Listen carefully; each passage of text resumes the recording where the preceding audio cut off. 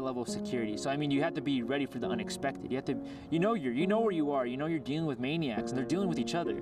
So you know at any moment, just you got to be ready to punch in that time card. And so when you are standing there, face to face with these guys, it's better just to be neutral. It's better to give what is coming to them, nothing less, nothing more. Be firm, fair, and consistent with these guys. If I was an inmate, and this officer did this to me all the time, or that happened to me all the time, how am I going to react to knowing that I'm in a, 8 foot by 6 foot by 10 foot cell? There's nothing I can do. I think the more you work in a pod, in a unit, you get to know your inmates. So you know when they're having a bad day, you know when they're having a good day. It's pretty much like you live with them. You see them on a day-to-day basis for 12 hours or longer. You get to know people, and you should get to know your inmates because you should know how they act and how they don't act. You run things the inmates don't. Don't let them bribe you. They're gonna say stuff to try to get you, make it sound like they're gonna make you some money.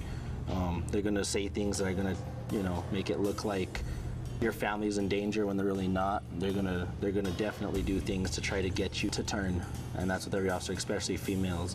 And if you are a female officer doing this, you have to be very, very professional. You can't, these guys say something to you, you can't smile at them, you can't joke with them in a certain way. You have to be very, very firm, consistent, and strict at first, even more than myself. I like the job, but I want to go back to college. I don't know if I want to continue here and be like a caseworker or what, but I'll be here for a little while.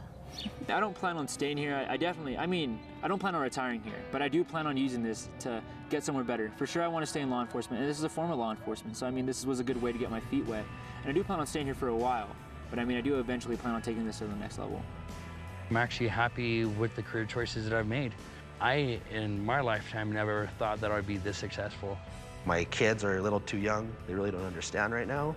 Hopefully when they do, they will understand that Dad is doing what he loves. My name is Andrew Cordova, and I am a correctional officer here at Penitentiary in Mexico in Santa Fe. You have to be a quick thinker. You have to be responsive. You have to definitely be some type of sick or twisted individual to do this job. You're going to see some things that you wouldn't normally see on the outside world, not even police really see. There's a lot of inmates that have referred to me as a super cop because they hate me because I do my job. Over in B-Door when I was working there, you have inmates, mad because, yeah, you do your 4 shakedowns. Well, unfortunately, I'm bored. I'm on graveyard. I'm doing 8. Rookie, get out of here! Came to visit you. I missed you. Oh, man. It's kind of like a game of cat and mouse. These guys trying to deceive us. So they don't like it, and I find stuff, and most officers just throw it away, but it's in our rules and regulations. So it's one of those things, unfortunately, yeah, you got to work by sometimes manipulating inmates saying certain things to get them to say certain things.